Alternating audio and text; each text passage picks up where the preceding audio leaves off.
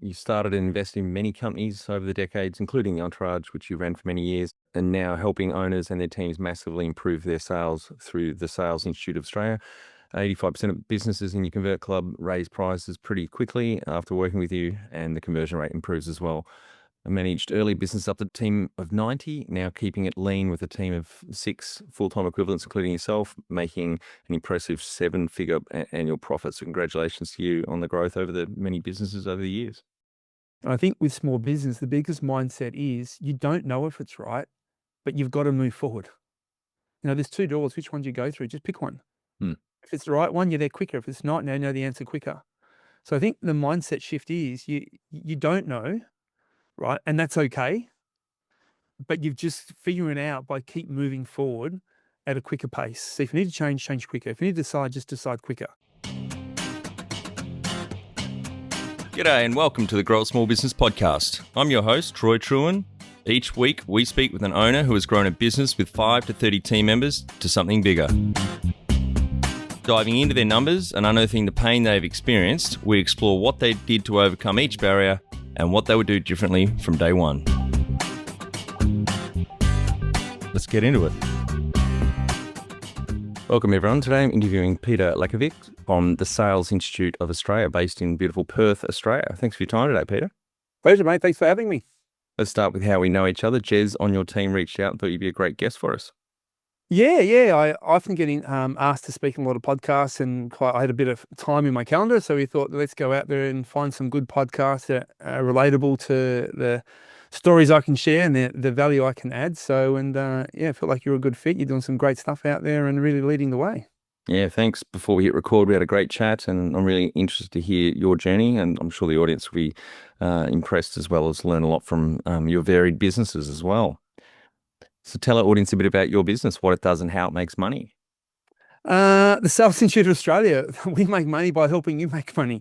I find the biggest gap at the moment, I think, in sales is people don't have their own company name way of selling. A documented, systemized way. When a lead comes in, how do you take that all the way through the steps to agreement signed, cash in bank? Something that you can replicate. It avoids key person dependency and things like that. So we help you build a tailored sales process for you and make sure you hit your sales targets month after month after month. It's a lot of fun. We help people make money. It's pretty cool. Yeah, and it's often neglected in small businesses. Owners often keep that hat for a very long time, sales manager. And they don't do enough, in my opinion, professional development on how to become better at sales. And exactly as you said, they don't have a systematized or a process to follow, which is more consistent, higher quality conversions, etc. So I think it's great. Yeah, there's SMEs usually start a business because they found a problem, which they think they can do better. They're working for someone else who they think they can do it better. Or they're just not a good employee. But no one really starts a business because they love sales or they're good at sales. Normally it's through the delivery side of what they do with the product or the service. So they do sales because they have to. But they often become the world's best kept secret because they don't know how to communicate what they've got to someone and charge what their worth is in a really eloquent way that doesn't feel salesy. So when they learn something like that, it just becomes so much easier for them, which is really cool. And in your work, do you help owners and their teams around pricing as well? Because I often find that is one of the first things you can fix in a business, because most of us think, I wouldn't pay that for what I offer, whereas most of the time you are not your customer or you're living in a bubble. I had this conversation this morning, actually. We've got about nearly 85% of our members at Convert Club in the first 3 months all increase their price and increase their conversion rate at the same time. Yep. Most people don't charge their true worth because they're scared if they may lose a sale. So they I call it the coward voice. You get to the end of your presentation and you got to go through price, and there's a little voice that pops up and goes, "Oh, should I just discount a little bit just to make that sale? If I charge this, get that objection?" And it's nerve-wracking. And when you do charge and people say yes, or if you discount and people say yes, you always go, "Damn, I didn't have to discount," or "Why did I discount?" So yeah, prices, when you learn how to sell well, you never have to discount. And that's just goes straight to your bottom line and profitability. Yep, I've certainly been there a shit ton of times, got the T-shirt and the coffee mug on that one. How did you start out? Oh man, you meet a lot of people who have that, hard luck story. I was down, I was out, I was destitute, and I found the secret elixir, and then I became successful. I don't have that backstory. Probably my parents have that backstory. My dad came to Australia, not speaking English, from Europe, suitcase, no money, and just started working in business after we got married and had a couple of kids. And he did the good WOG thing, bought a corner deli and owned a deli, which is what WOGs did in the 70s. So I was 9, my brother was 10 and a half, and we were working in mum and dad's deli. So I learned a lot about upselling and cross-selling. It was never someone ordered a pie. It's never, do you want sauce? It's, do you want one sauce or two? Yep. I learned when mum I don't know if it's true, but I've never seen it until after mum and dad did it. But I reckon they founded the first super deli. It wasn't a supermarket, it wasn't a deli, it was a super deli. It had a mixture of both.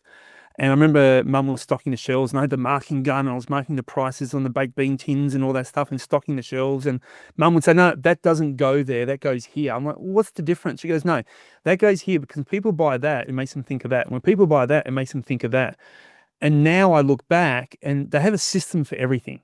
I remember getting to the shop at 5:30 in the morning, and the milk guy will leave the milk at the back, and the bread guy will leave the bread. We have to drag the bread in and the milk crates in, and the bread was always in the far corner of the shop, and we had to drag it all the way in. And I was just complaining as a 9 or 10-year-old. And why don't we put it at the front door, Dad? People come in, like their milk, their bread, their newspaper, and like, why do you make them wake all the way to the back of the shop? He goes, "Well, son, they have to walk past everything to remind them what else they need to buy." It's great. So I had this osmosis learning through working mum and dad's business about all these pricing and percentages and profitability and upselling and cross-selling. And we had a cash register that wasn't electronic back in the 70s. It was like a typewriter where you press the button and the signs come up. So I learned how to sit on 2 milk crates and serve customers and learn maths. And so I had a pretty good induction into business with mum and dad, and learning dad how he negotiated with companies like Coca-Cola and stuff like that. And so I had it wasn't good socially because I was working all the time, but it was really good business wise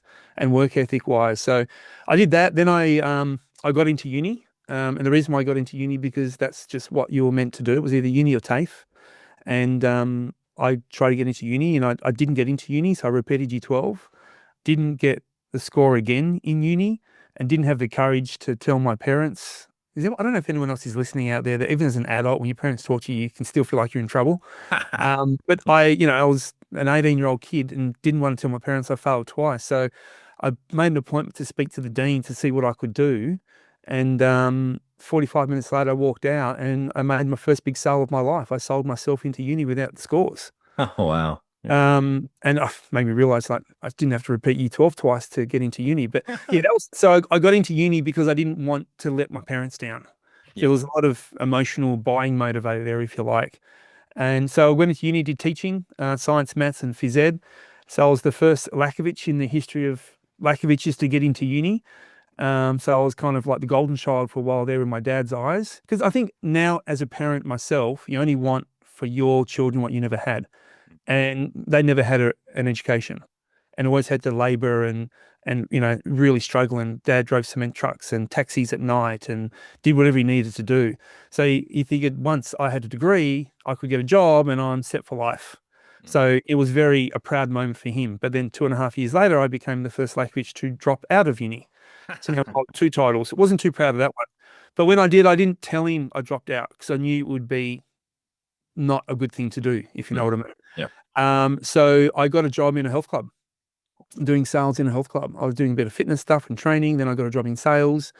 And after 2.5 weeks, the sales manager left, and they looked at who's number 1 in sales. It was Pete. So I got promoted to sales manager after 2.5 weeks. And then this was a chain of 3, 4 health clubs at that stage here in Perth, called BC the Body Club.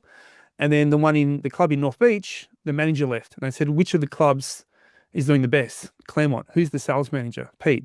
So now I became managing my first business after being in the company for 4.5 weeks. Wow. And I was managing a team of 50 odd of staff, full-timers, part-timers and stuff like that, a sales team of 4. And that was my first induction into like full-time business. And that's kind of how I started. And I spoke to people and they gave me money. And I found out I was pretty good at sales, and I would sell 130, 140 memberships a month. And number two in the company of 16 salespeople at that stage would be selling 70 or 80 or 90. I was so far ahead of everyone else. And when I went for a holiday to visit a friend of mine in Sydney while I was away, the sales figures plummeted, like literally nosedived. And a part of me liked it, the ego part. It just meant I was needed.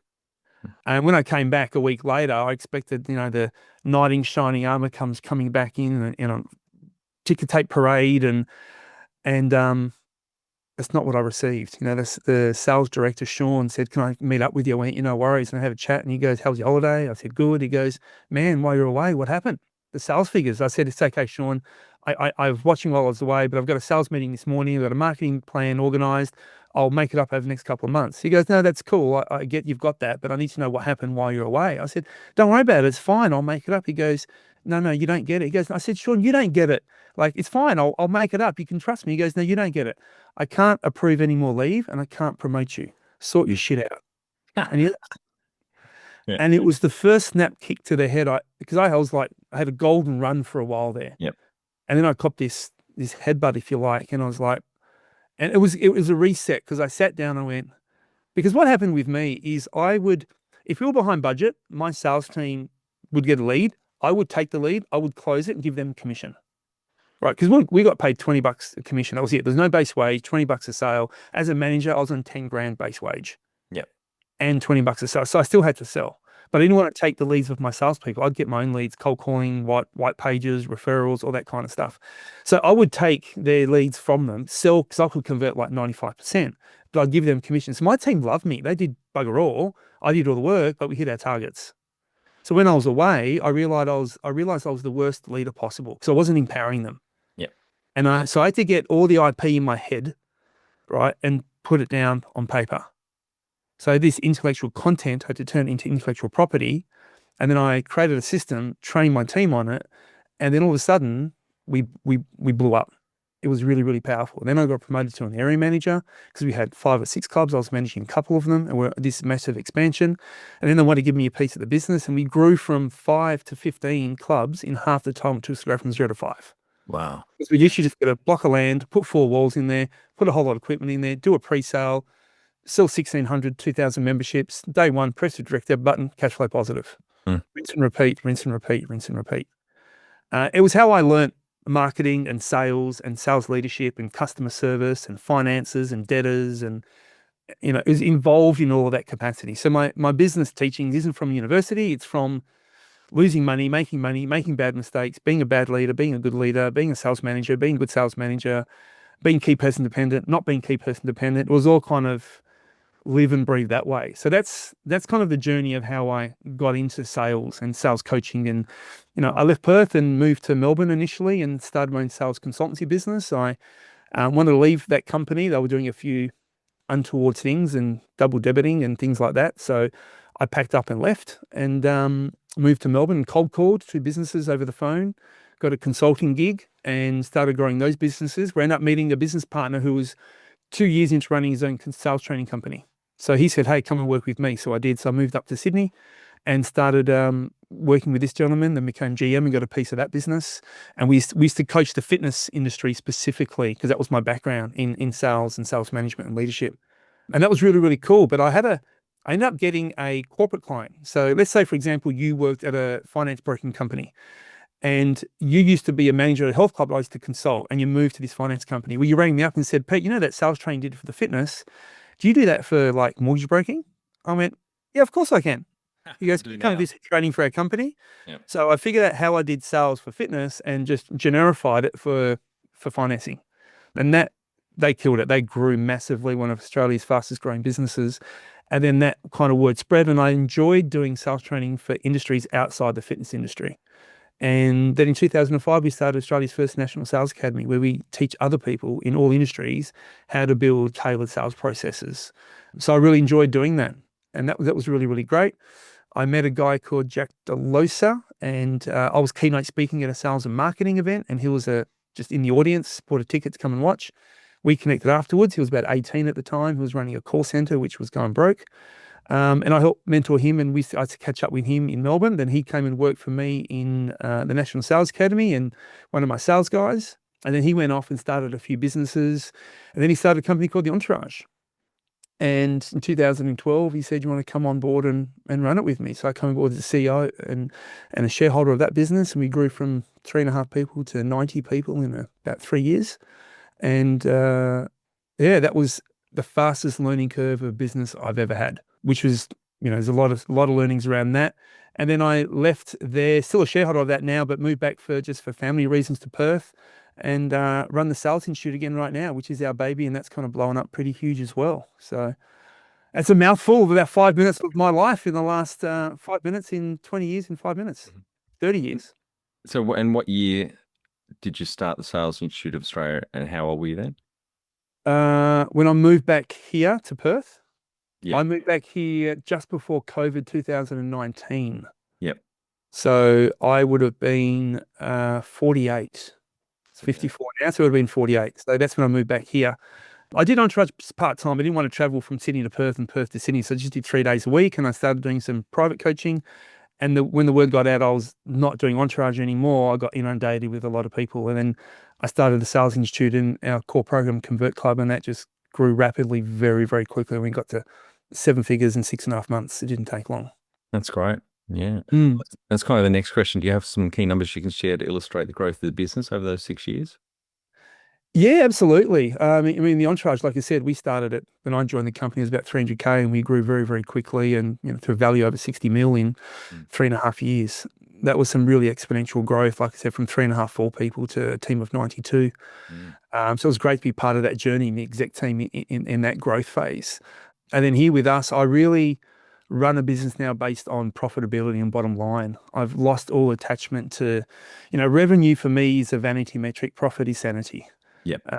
So I don't really worry about top line. I run a 7-figure bottom line business. I have 5 team members who I do it with. I've coached my son's surf club, basketball, soccer team. I can pick them up from school, drop them off from school. For me, it's more about lifestyle right now.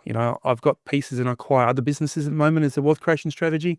So I want this business to be a really good, I worry more about my members' success. And because our members are kicking butt so well, we do really, really well. We've got good retention. We get a lot of repeat and referral business coming to us in that capacity. So I'm not wanting this to be an 8 to 9 figure business at the moment. That might change in a couple of years' time when my son gets a bit older. But right now, I love having a really good, profitable bottom line business that delivers 7-figure results for us without a big team and a lot of work and a lot of stress. When was the moment you felt like you had succeeded? The definition of success changes as you grow and as you get older. Yeah, that's the next question. Yeah. I mean, I think you do that at multiple levels. I remember when I first became manager, I thought I've made it. I'm managing a health club. Like, I'm a manager. I was a somebody, I had the keys to this place. I'd hold meetings and I had staff and had a P&L for the first time. And it's like I thought I'd made it. I was earning some better money. I was earning up to 40K base wage. I know it's not a lot, but when you come from commission only $20 to 10K base wage to 40K base wage, you think you're doing really, really well. So I thought I'd made it then, but then, I managed, my dad made me buy a house because I was earning decent coin, but had nothing to show for it. So then I bought a house. I made it.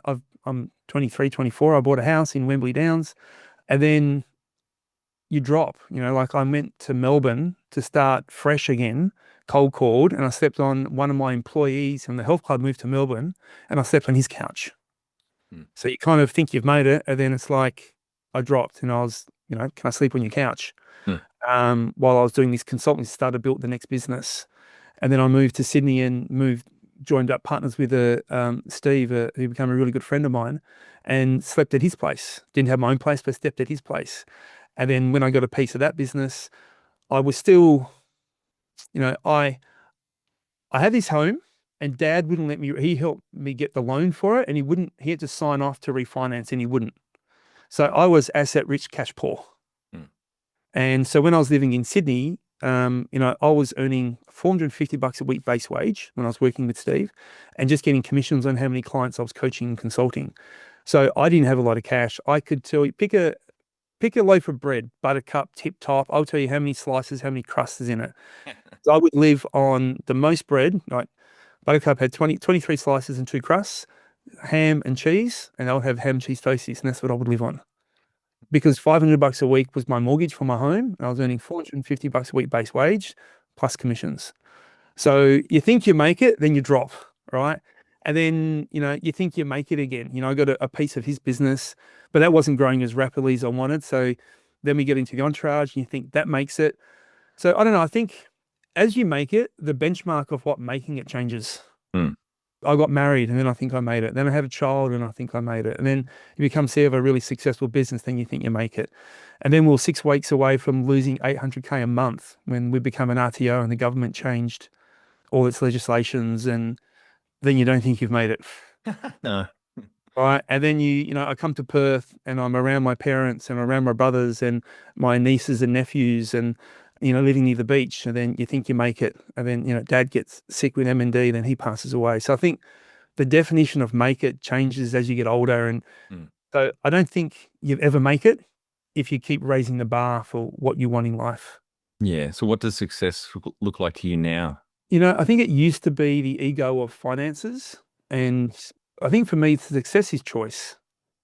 To choose to work with who you want to, when you want to, how much money you want to make, to be able to travel if you want to buy what you want when you want, not have to save for years to be able to do it. So I think for me, success is, am I being a good husband? Am I being a good father? And am I just being a good role model for those around me? And am I helping other people win? I get a big, it sounds corny, I get a big kick about it, of other people winning, which is why I still love doing the sales training and coaching myself. I haven't built a big team around that. And I'm a real hands-on coach. I still sell, I still present on stage. And I want to be able to teach you because I'm doing it, not because this is what I learned 10 years ago and I'm teaching old schools from 10 years ago. It's like current methodology right now. I think you can do that if you're hands-on, on the ground doing it right now. But I still get massive enjoyment out of coaching and seeing other people win. So if you're winning, then that's a big definition for my success. Number one thing you'd recommend to marketing a fast-growing business? Be fast. Like, people are way too slow to market, just way too slow. We have perfection paralysis. I'd say there's probably 2 things. So just whatever you want to do it quicker, because the quicker you do it, the quicker you learn, right? If you're failing faster, then you're learning the right way faster. So I would do that quickly. But what I've also learned is when you market, you're not marketing what you do. And too many people market who they are and what they do, where you're really marketing and talking, having conversations about where your consumer is at and what they're experiencing, living, breathing right now. Because then they connect with you. And that to me is more of an attraction marketing. And when you can talk to that, people think you understand their problems and you can communicate your problems back to people better than they can. They assume you know the solution and then they'll pay you more for it. So I'd probably say those 2 things. Yeah, good advice. And how did you fund your businesses? Never did a capital raise. We've in the entourage days, we let people buy into the entourage. Not that we needed their revenue or anything like that. So it's always been through my number one asset and skill is sales. I know how to make money. So if you know how to create revenue without having to dilute yourself in your business, I think that becomes a big asset for you. And if you can systemize the way to create revenue, then the business is worth even more. Because it's not about you, it's about the process and the system. So it's always been organically through sales. I've never had to go out and do a revenue raise or a cap raise. If you were to start up today with plenty of funding, would you go into your industry? I would say yes, but I wouldn't need the funding to do it. I just believe there's such a gap in how people buy compared to how we sell. Yep, And totally. the reason I created the reverse selling method is to bridge that gap, right? And I just think business owners who know how to sell generate cash flow and their whole life is different.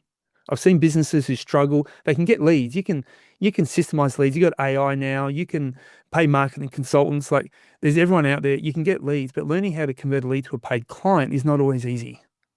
So I would probably still do it because I love the human brain. I love how to give people information the way their brain needs it so they're making good decisions. And I love creating models and frameworks and tailoring it for industries. Like, I geek out on that tailoring part. I was in the chess club at school. I was a bit of a nerd. I played quarterback and captain New South Wales and played for Australia, did all that kind of stuff. I love strategy. I just love strategy. So I love the tailoring part. So I probably would still do it because I get a buzz out of how to help other people create revenue when they see it so hard and when you can do it and it's so simple. Like the success our members get, the speed of the success is just, they don't believe they can win so quickly. Literally weeks into working with us, they're doubling their conversion rates. Like it's crazy. They're increasing their prices instantly and making more sales. So I probably would, and I would use the money probably to do it in a way that is far more scalable to reach more people in the way I'm doing it right now. Yep. Can you outline the most stressful point in your small business growth journey so our audience can learn from it? Oh, wow. Most stressful point, there's probably three. One, leaving Perth. I was a big fish in a small pond. And when I was leaving, and I first moved to Melbourne for 4 months before I moved to Sydney, but then I become a small fish in a big pond. But just making that decision to leave the sanctity of your family, your home, your security, no finances behind you, leave on a mate's couch and start something from nothing in an environment you don't know anybody. So just making that decision was pretty tough, but it made me stronger. That was pretty stressful. Two, leaving my second business impact training with a business partner there to move to the Entourage because we were literally best mates as business owners, but it was just not growing as quickly. I didn't have as much input into the business as I wanted. The ability for me to get more share of that company was limited. So I think and I was probably there a year or two too long. I should have broken out of that shell quicker because I wasn't growing and I wasn't helping the company grow by me not growing at the same time. So going into the Entourage, making that decision to have that discussion to say, I'm leaving, right? And it wasn't because where I was going, because where I wasn't the right environment for me to create more growth. So that was quite stressful just to make that decision with someone who was like a best friend and to part ways and to do that. That was stressful. And then probably the third one was, when we became an RTO at the Entourage and it was every advisor in the world was telling us to shut up shop. But we didn't start the business for money. It was making an impact to entrepreneurs. And we would have let down hundreds and hundreds of our members if we just shut up shop.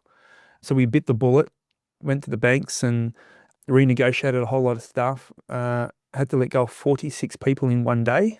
Yet. That was hard, sitting in meetings and going, okay, we've got 8 in this team, we need to cut it in half. Which 4 do we let go? That was tough. That was really, really, really hard going through that process because we built a business of such high culture. There was, weddings in ours, there was babies, there was, we were all mates. Like we would work together, play together. It was that type of culture of organization. It was really, really close. So that was really tough, not knowing what we were going to do at that stage, and Jack did an amazing job speaking to the banks and negotiating and carrying the stress and restructuring how we did everything and being part of that journey was probably one of the most stressful parts. What area in business do you feel you've had to work on the most to add the greatest value? I had to work on my financial acumen as we were going through really fast growth. I did Westpac courses. I knew it, but it wasn't my biggest strength. So understanding the financial acumen was probably a big thing I had to really dig deep down on. I loved people management. I understood sales, leadership, but I reckon it was the financial acumen for me that was the biggest part. And then the second part was learning how to be a CEO. Like I wasn't a great CEO for a lot of my journey. In my personal opinion, I think I was always the one that knew how to generate revenue. But when you're a CEO, you're managing other people to do their job better. You're not responsible for doing the work, if that makes sense. So learning how to go, what do I do with my day? Like I'm no longer having to make the sales or do the training or do this. There's other people doing that right now. How to lead an exec team. Like so learning on the spot through there, that was probably the biggest learning curves for me. What have you enjoyed the least about managing fast growth? It's probably the same answer as what I loved was the learning curve. Like The stress I had before board, like we ran our business when we had 4 people in it, we had board meetings. We ran the business like it was already $100 million business. We'd have a board meeting. We had a couple of investors. They were far more advanced than me. So going to a board meeting, going through the P&L, going through the financial forecast, giving reasons why we were why we were where we were.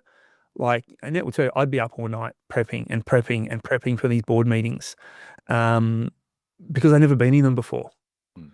And so, but it was also the greatest growth of my learning Yeah. at the same time. Like I was working 18, 20 hours a day, but I loved it. Like growing business for me was like going to footy, getting a massage and playing a game of golf in one day. Yeah. Like you do that for 12, you do that for 15 hours. I'd go, I had a great day. Mm. Right. But going to work, it was just like a great day. Mm. Like, so it was challenging, but I was embracing the growth and the challenge. So it even sounds a bit sick me now just talking about it. What do you love most about growing a small business? I love having the impact that you can have really quickly. You know, you're like a speedboat. You can change and turn whenever you want to. Whereas sometimes with a big corporate organization, you're like a big cruise liner. You got to do a 20-point turn just to get out of the harbor. Where when you're a speedboat, so small business means you can just impact. And one of the things that I think the reason why we grew so quickly is because you ran our big business like a small business. We never had big business mentality. It was always small business mentality. So I think you can pivot, you can iterate, you can make quick decisions. But the impact you can make to others, people think you can only be a big business to have a big impact. And I think you don't have to be that. You know, I've worked with some of the biggest brands and some of the biggest campaigns, whether it's Mazda, Westpac, ING, Sanity, HMV, Channel 9, like, and we've never been the biggest company that's gone to tender to get these gigs, but I've always won them, and without being the biggest. And so I really love that it forces you to grow when you're not big and you keep that mentality. What has been the biggest mindset shift for you in your small business growth journey? You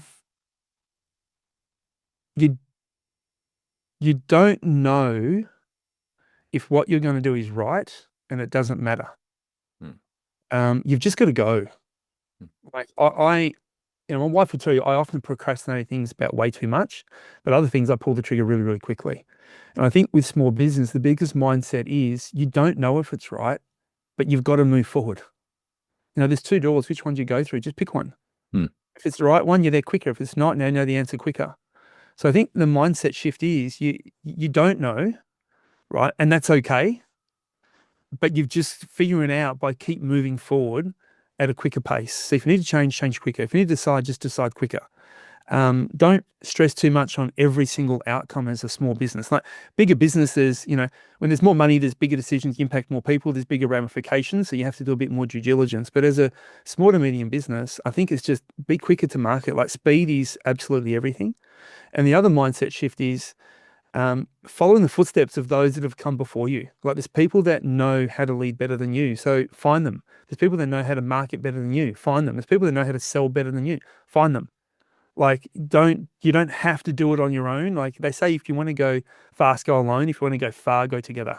Yep. African proverb. So just be around those that have been there, done that experience. You don't need to stress as much as you need to. It's just not necessary.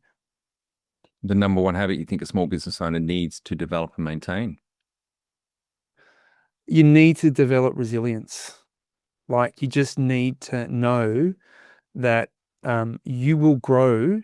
A problem you have today at $500,000 and it seems like the end of the world, when you get to $1 million, at $500,000 problem, like a mozzie bite. Yeah. Just it's nothing. But you get $1 million problem, you go, oh shit, how do I deal with this? I've now got staff. I've got this. I've got to pay this. How do I deal with it? And when you learn how to deal with it, when you get to 2 million, that $1 million problem seems like just a mozzie bite. So I think resilience is something you've got to understand. Be comfortable with being uncomfortable, right? Because soon the uncomfortable will be comfortable. It'll be normal for you. You won't feel uncomfortable, but then you raise the bar, you get to the next level. So expect to always be in a state of uncomfortableness, but you'll learn that will be your norm and it will no longer be uncomfortable. It's like building a muscle, isn't it? Like you lift weights and you get GOMS, delayed onset muscle soreness, and you walk around and I can't straighten my arms, my biceps are killing me, right? But then you lift that same weight next week, you don't get the DOMs because your muscles got used to it. So you have to lift the weight and lift the bar. So I think that would be the key. Want specific advice to help you get your business through its #1 growth challenge? Book a free 20-minute growth chat with me, Troy, the founder of Grow a Small Business.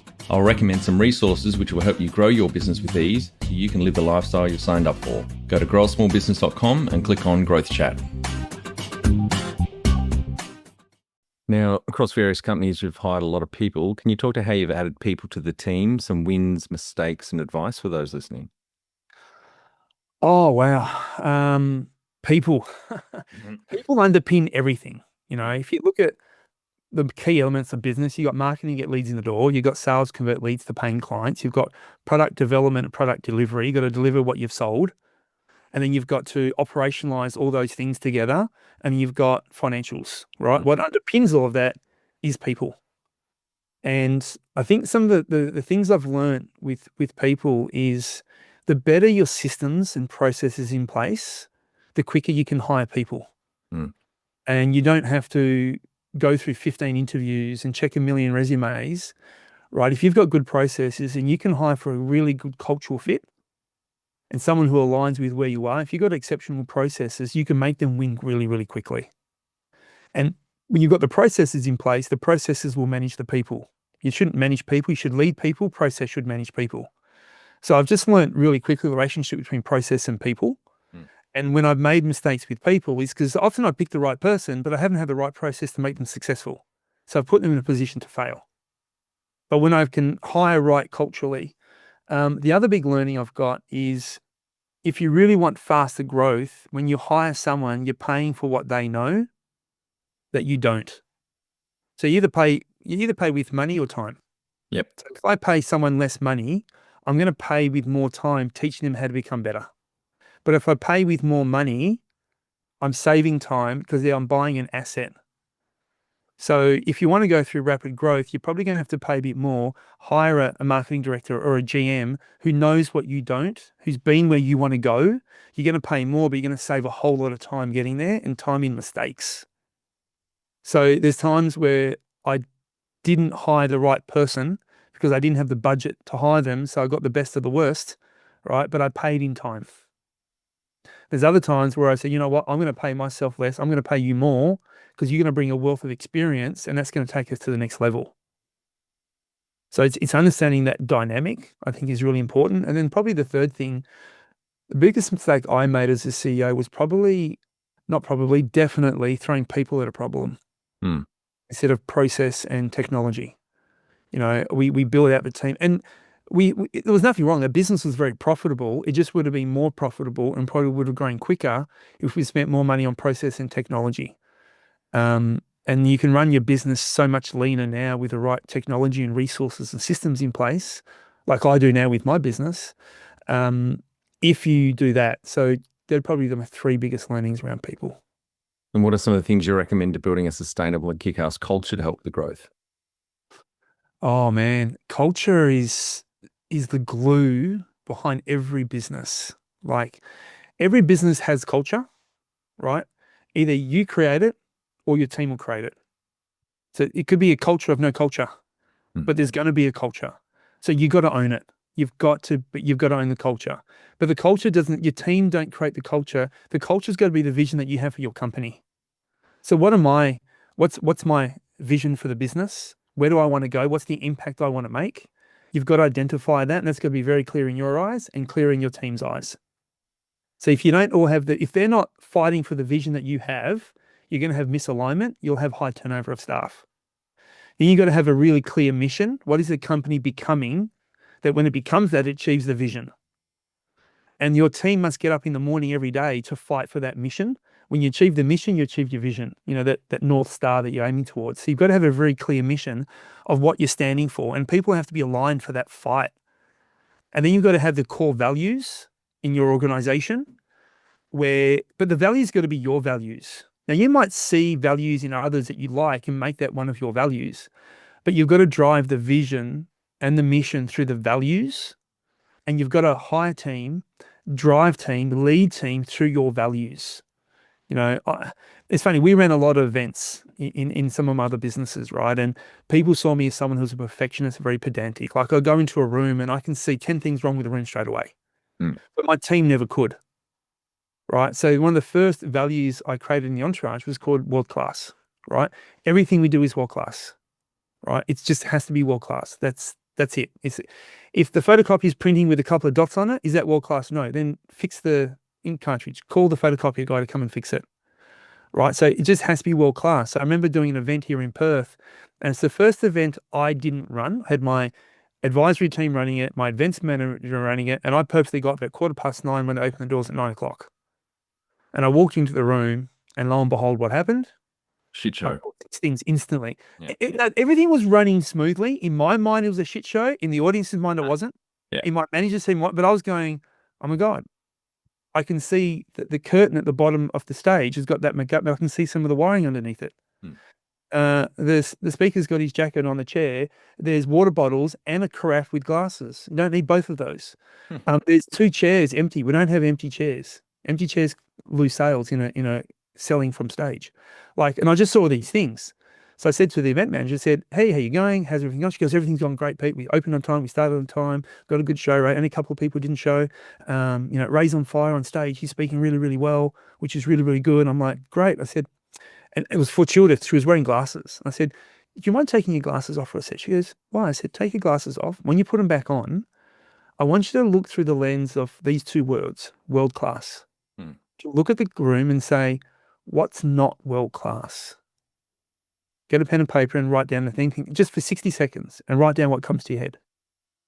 So she put on the glasses and she started writing. And as she was writing, I could see her shoulders just dropping.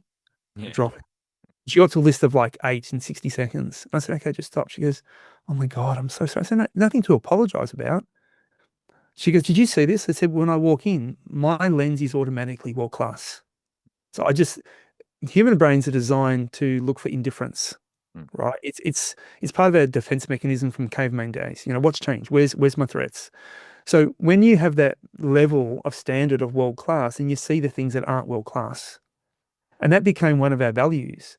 So it was like, how do you bottle the magic, right, within the culture of your organization so everyone's living and breathing your values? And what are your things that you do and embed and create cadences for to make sure you're living and breathing your values?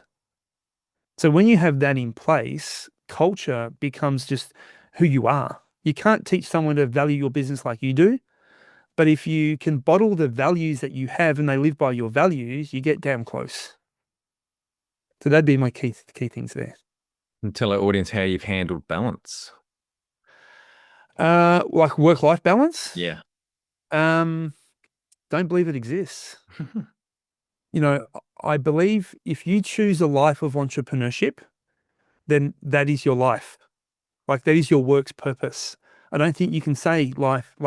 I loved getting up early. I love stretching myself. I love being on stage and speaking and presenting and hiring, recruiting and leading and learning new things I didn't know. That was just part of my life. It wasn't work. And then I come home and I have my wife and my family and I played American football gridiron or I played golf. My life was everything. So I didn't have work life. I just had life. And then I balanced where I wanted to go and what I wanted to do around that. When I had Braxton and that became more valuable, I realized I wasn't the best CEO for the company. I'd either go find someone else who's going to be more valuable to the organization than me. We need more operational rigor. I'm more revenue generation brings to the business. I can learn operations, but I could bring someone in who already had that skill set. So that's what we did. We brought someone in who had a skill set that wasn't my massive strength, but that's what the company needed. So then I stepped back because my life was changing. My priorities in my life were going to be different as well. So, I think if you're destined for failure if you fight for work-life balance. Alex Hormozy's just done this amazing launch. He's made over $100 million in a day and a half. Yeah, right. He sold 2.4 million books, world Guinness record. It's crazy. It's ridiculous, right? And then I see a lot of people online, these keyboard warriors go, yeah, but you've seen interviews, he hasn't got work-life balance and he's not we're very judgmental. And I think I don't know if he looks at his life as work and life balance. This is his life. he might feel stressed, but like, what's wrong with stress? I don't personally believe in stress. Well, I'm there's not two saying types of stress. There's eustress, which is the good stress, and Yeah. de-stress, obviously the bad one. Yeah. Yeah, and people just don't know how to manage that. Like, I'm not saying people don't have stress. I personally don't. I don't believe in stress. Have I got a deadline? Yes. Have I had not much sleep this week? Yes. Will I catch up on the weekend? I will. Will I have to be accountable to a certain number? Yeah. But I don't put that under the bottle of stress, because I think if you bottle everything under a word, it carries all this emotion, right? So yeah, for me, work-life balance is it's more life. Like, what are you choosing to do in your life? What's your big vision? What's your goal for you, your family, what you want to achieve? And you don't look at it as work, don't look at it as life. Like, they should be the one in the same. They shouldn't be two different things. That's just what you do. You look at the elite athletes, whether it be a Michael Jordan or a Kobe Bryant, or it's like that is their life, like obsession about getting better. Kobe didn't go out to parties, and he missed out on his life balance. That wasn't life balance for him. Like, I don't drink a lot. I don't go out a lot and get drunk every weekend. Like, I drink because I enjoy the alcohol I'm drinking. I like the flavor and the taste. I had a nice shot of, 18-year scotch with my brother yesterday, because I just like the taste of it. Right. But it's just, so life and work and balance. I think if you try to balance them, you're always fighting for balance. Then you're always fighting, and then you're creating stress. So know what you want for your life and just create that. And how much professional development have you invested in yourself? Oh God. Hundreds and hundreds of thousands of dollars, millions of, I don't know if millions is exaggeration, but hours. I think one thing, as human beings, we are born to grow. Like, think as a baby, we sleep, we eat, we grow. We learn how to walk, we learn how to talk. Like, we are wired to learn, right? Unfortunately, society takes that out of us. Right. I think the biggest asset, what I teach my son, is the number one skill you can have is your ability to learn. Mm-hmm. I don't care what grades he gets. Right. I just want him to know how to learn. Right. He in some things he gets things easily. Other things we've got to spend hours together, and he just gets it. And I was the same. Some people get things. I speak to other parents. How much study do you do with your son? Nothing. But he's like a special educated student who has high academia scores, and like, he just gets it. Like, some people just don't. So learning how to learn. So I've had an obsession. I've only ever been around coaches. I did little athletics. I did tennis. I did soccer. Bit embarrassing. I did breakdancing in my teens. I had a breakdancing coach. I did martial arts. I have a sensei. Yep. I only know that if you want to get where you want to be faster and quicker and better, you need a coach. So I've always obsessed about personal development and coaching and surrounding yourself with people who know more than you. So, hundreds of thousands of dollars on education, hundreds of thousands of hours on learning, listening, podcasts, reading, putting yourself in a scenario where it just forces you to learn. I started watching this great show with called Limitless. Yep. With who's that Australian actor? Thor. God, I've had a mind. Chris Hemsworth. Chris Hemsworth. Yes, with Limitless. Chris Hemsworth. And I love it because he's the whole show is the premise about him doing things he's never done before. Like, he had 2 months to learn the drums and get on stage and do a drum solo or do a drum to the song with Ed Sheeran. Like, and learning how to stretch himself. So every day, like, me and my wife have a saying, we go, when's the last time we did something for the first time? Right? And it makes me think we haven't done that a lot recently. So it's always doing things for the first time creates you to stretch. So if you're learning something, I think the number one thing you can do is learn how to learn. Just PD your butt off. Yep. Have you had mentors along the way? Constantly. Yeah, like I just said, I've had, coaches, mentors, always looking for them. When I left the Entourage and started the Sales Institute, I wanted to, instead of coaching everyone else in how to build their business, I wanted to be in a room where other people are teaching, being other people who are doing bigger than me, more things than me, with less staff than me. I want to learn how to run a 7-figure profitable business with less than 5 people, and do that. So I'm just a big fan of learning from others. It's the fastest way. And do you have a board of directors or advisors at the moment? Not a formal board at the moment. No, I have an informal board. but not a formal board. I know if I need to speak to someone about something specific, I know where I can go to, whether it be about marketing. My sister-in-law, she is, a high-end exec for one of the biggest mining companies. If I need HR advice, I can go to her. If I need people skills advice, I can go to my wife. I've got a Rolodex of some very successful business owners that I can call on. So I lean on them when I need to. All right, Peter, we're on to our final 5 questions. What do you think is the hardest thing in growing a small business? Getting out of your own way. I often find people are the biggest enemy, the biggest roadblock. Either you're too stubborn, like you have a great idea, but have you got product to market fit, and you're trying to make it work. So it's about learning the things you need to learn to take that to market. Like if you're good at marketing, learn sales. If you're good at sales, learn marketing. If you're good at those two, learn operations. Like what's the biggest thing you need to do? It's your best next step. What's your BNS, your best next step, right? Not knowing your best next step is the biggest downfall for most entrepreneurs. Favorite business book which has helped you the most? Oh, wow. If I go back, probably initially the E-Myth. Yeah, me too. Number 1 Yeah. book I recommend. Yeah, right from I read that really early on in the piece. Mm. I'd probably say the E-Myth. Any great podcasts or online learning tools you use for your personal development? Yeah, I go through stages of what I want to learn is what I want to listen to.